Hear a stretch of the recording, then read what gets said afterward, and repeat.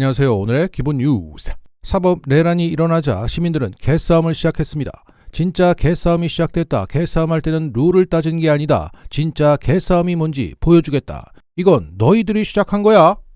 이 김준혁 민주당 의원의 경무는 사법 내란을 진압하겠다는 결의와 함께 진짜 개싸움을 하면 진짜 대한민국이 온다는 희망도 담고 있습니다. 이것이 사법 내란이라는 증거는 차고 넘칩니다. 내용적으로, 절차적으로, 결과적으로 모두 문제가 있지만 현재 시민들이 주목하는 포인트는 조희대와 대법관들은 6만 페이지의 사건 기록을 보지 않고 판결을 내렸다는 겁니다. 다시 말해 예단으로 내린 정치 판결이자 불법 판결입니다. 그래서 사법 쿠데타라고 하는 겁니다. 헌법 27조 1항 모든 국민은 법 앞에 평등하다. 누구든지 법률에 의하지 아니하고는 재판을 받지 아니하며 행정처분을 받지 아니한다. 여기서 말하는 법률은 형사소송법입니다.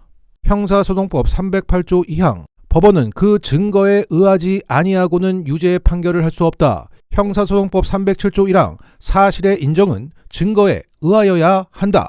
즉 6만 페이지를 봤다 안 봤다의 이 논란이 지연 말단적인 걸 물고 늘어지는 게 아니라 그들이 기록을 보지 않았다면 중차대한 불법이고 위헌이라는 겁니다. 그 10명 대법관의 탄핵 사유입니다. 그러면 6만 페이지를 보지 않았다는 증거는 뭘까? 바로 상식입니다.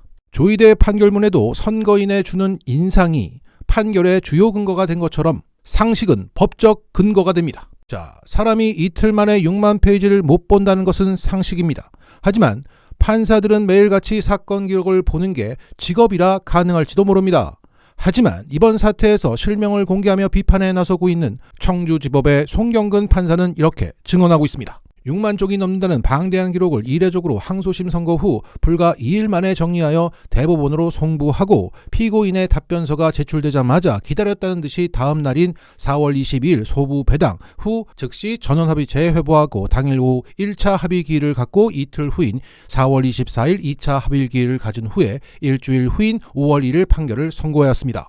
30년 동안 법관으로 근무하면서 보지도 듣지도 못했던 초고속 절차 진행이더군요. 1, 2심이 정반대 판결을 선고하였고 법관들 사이에서도 찬반이 갈리는 사안을 말입니다. 게다가 보도되는 판결 이유를 살펴보니 사실관계 확정이 결론을 좌우할 수 있는 사안이라 사건 기록도 열심히 보아야 했을 사건이더군요. 1, 2심의 결론이 다르고 그 심리에 오랜 시간이 걸렸다는 것은 그만큼 사실관계 확정 및 법리 적용이 쉽지 않았다는 점을 보여준 것 아닌지요.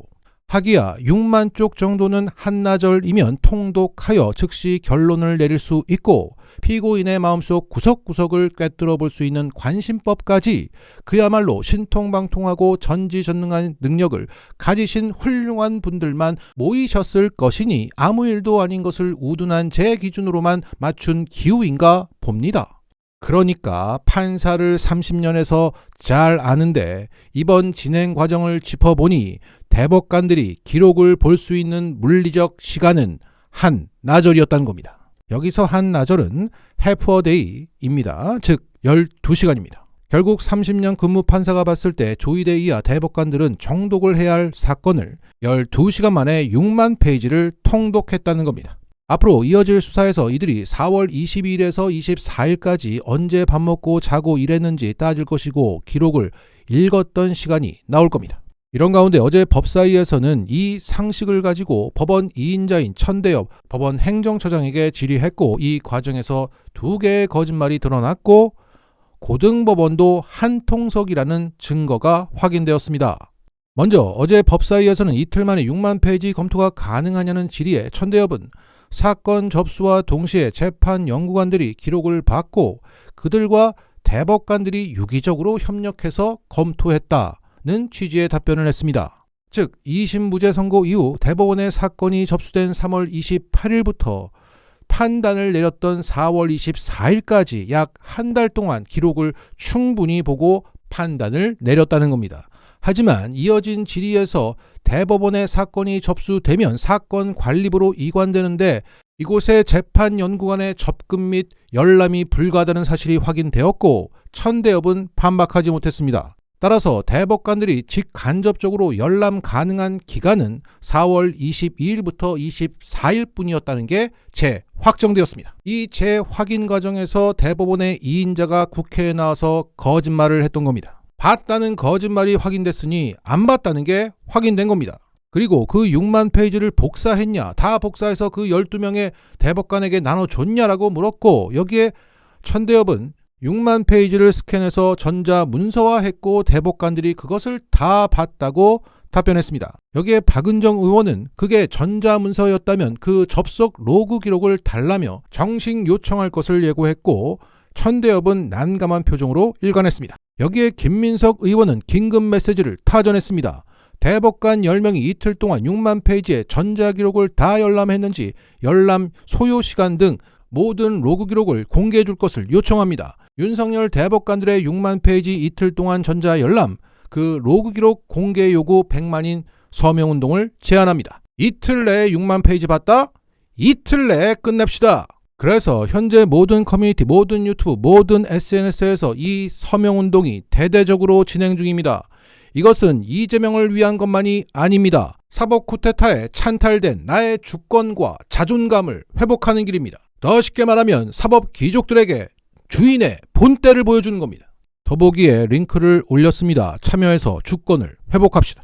그리고 한 익명의 헌법학자는 한겨레 21을 통해서 이와 같은 문제 제기를 했습니다. 절차가 진행된 속도를 보면 지난 3월 26일 서울 고법에서 항소심 선고가 난 직후에 재판 연구관들에게 지시를 해서 사건 검토 보고서 작성을 지시한 것으로 보인다. 검찰의 상고 이유도 모르면서 보고서 작성을 지시한 것도 이상하고, 원심에서 무죄를 선고한 사건을 이렇게 짧은 시간에 심리해서 유죄 취지에 파기환송하는 것도 납득하기 어렵다.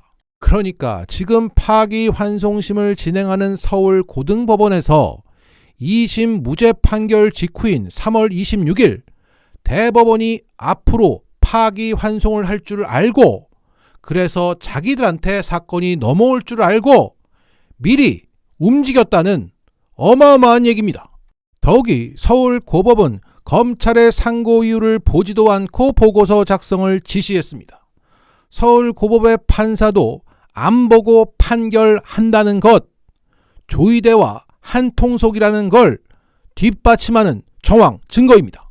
이런 가운데 오늘 민주당 의원들이 최기상 의원의 글을 일제히 공유를 하고 있습니다. 그 요지는 고등법원 판사들에게 판사의 양심을 요구하는 내용입니다. 판사 동일체는 없다. 이재용은 2년 걸렸다는 등의 내용입니다. 이런 연성의 압박도 필요는 하겠으나 고법이 한통속이라는 이런 증거를 보고 보면 나이브해 보입니다. 이것은 빅브라더의 잘 짜여진 각본이 파기환송이었다는 것이고, 지금 그 각본대로 빠르게 진행하고 있다는 증거입니다. 여기서 우리는 빅브라더의 목표는 이재명 삭제이자 동시에 민주당 삭제라는 걸 알 수 있습니다. 대법원이 파기 자판을 때리면 이재명은 삭제할 수 있어도 민주당이 또 다른 후보를 내세울 테니 후보 등록일 이후부터 대선 전에 이재명을 삭제하면 민주당 삭제가 된다는 겁니다. 이 각본대로 가고 있다는 얘기라 20일은 없다는 등의 최악의 시나리오에 대비해야만 합니다. 자, 한겨레 21에 이 어마어마한 얘기를 했던 저 익명의 헌법학자를 추가로 취재할 필요가 있습니다. 그리고 현재 이재명을 지키자는 전략들이 마구 쏟아지고 있습니다.